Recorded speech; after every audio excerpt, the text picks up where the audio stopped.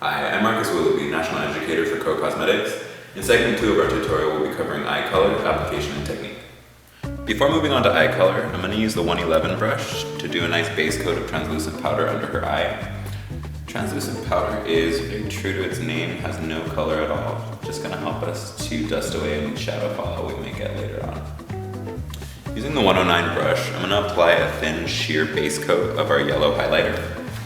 What this is going to do is reduce any red pigmentation on the lids, but also give a nice creamy emollient base for your shadows to grab onto. That's going to help you get a stronger color payoff and a better wear time. As you lay down your base color, pay attention to the shape of her eyes and also the shape of the brow. You want to imagine a line here at her outer lash line connecting up to her brow. You don't want to pull your color past this line, it's going to start to pull her eye out and down. Like I said, do it nice and thin, don't want too heavy of an application. To give a nice crisp line underneath the brow and really amp up the highlight, I'm going to take just a little bit of our white pencil and I'm going to start here in the arch of her brow. Generally speaking, you're going to want your highlight the brightest here in the arch of the brow, and that's going to give a really nice lift to the eye. So again, just nice and thin against the brow, and then I'm going to take our 109 brush and blend that down into the yellow highlighter. I'll be using colors from the CAO High Fashion palette. I like to start with my lightest shades first, get them nice and soft, and then come in with brighter colors on top. For a little bit of highlight, I'm going to use a little bit of a frosted white.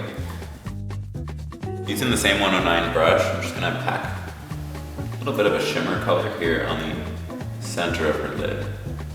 You want to really press your shadow on. It's going to give you much better color payoff, more even coverage, and you'll get a lot less fallout under the eye, especially with a shimmer like this. Using the 112 brush, I'm going to start off with a nice soft pink to create a subtle graduation of color. A fluffy brush is going to deposit a lot less color than a flat brush.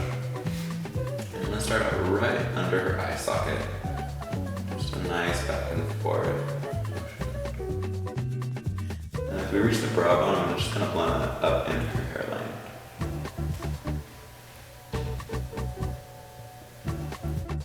The look on the runways this spring is definitely much darker and more smoky than we usually see in spring, so I'm going to lay down a little bit of taupe pencil into her crease, and that's just going to help to define it and get a little bit more depth. Moving back to our 109 brush, I'm going to dip into this nice bright pink, again from the High Fashion palette, and I'm just going to use it to smudge that eyeliner in the crease. So again, starting against the lash line, I'm just going to press this color all over that liner. And keep in mind, wherever you lay your brush first will have the darkest, strongest color. So I like to start right in the pocket of the eye. The it color this spring is definitely orange, which works out great for us because it's a natural complement to Becca's beautiful green eyes. So again, I'm going to dip in with the 109 brush. I'm going to use the flat brush because it's going to give me a lot more control on my color placement. You want to use a pressing motion and pat the color on the inner corner of her eye. And we want a really strong color payoff, so you really want to press the shadow on before you blend it.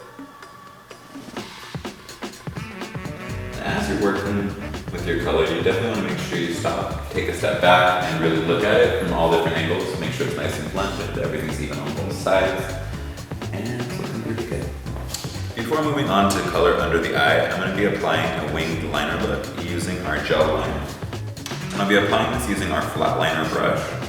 Again, you want to make sure the product's really in the bristles of the brush and not sitting on the tips. It'll give you a nice smooth application. I like to start liner right on the center of the eye. You start in the corners, you'll have a lot more on the brush. It'll make it difficult to get the line nice and thin. Gel liner is really the way to go when you want a good, crisp line. It goes on really creamy and smooth, but then it sets to a nice water-resistant finish that will wear all day. For the inner corner of the eye, I'm actually going to have Becca go ahead and open her eyes and look down to her left. It's going to give me a lot more room to work, so I can get right up into the corner. And don't be afraid to inch your liner along. You don't have to really glide it across. You can just kind of set it right into the lash line.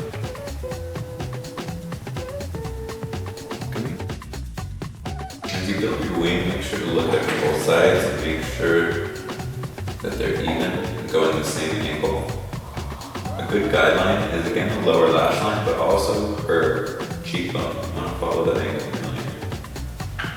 Now that we have our shadow colors in place, we're just going to take our fan brush and lightly dust off the translucent powder we laid out under her eyes.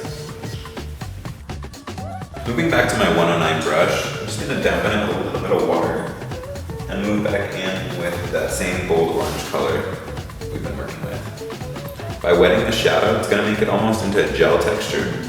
It's going to give you more control and a stronger color. And this is coming from underneath her lash. And press this right up against her eye. When going bold on the eyes like this, I really prefer to keep the brow softer. So rather than go through and pencil the entire brow, I'm just going to start underneath the brow to give it a little bit of depth and shape. A lot of people tend to start their brows here on the inner corner. That can deposit too much color, bring your brows together. By starting in the arch as well, you're going to know exactly where you're building your shape. It's going to give you a good guideline. So again, I'm not going to apply this all the way across. I'm going to keep it primarily in the arch. Just like we talked about earlier, by highlighting strongest in the arch of the brow, by doing the brow the darkest here in the arch, it's going to give it more contrast, but pull the eyes up. And you want to use short little feather strokes, as if you were drawing little hairs, not an actual line. To finish off her eyes, we're going to do a nice coat of mascara. Of course, you want to use a disposable wand, not to contaminate your mascara. Make sure you don't pump your mascara wand. The more you pump the wand, you're going to force air down inside your mascara and dry it out faster. I'm going to have her look straight forward. A lot of people have their models close their eyes, and that really makes it difficult to get right at the lash line. A good technique when you apply your mascara, you want to wiggle back and forth at the base of the lash. That's really going to help to build more volume. As you work the wand out, twirl it like this, like floating up to the tip.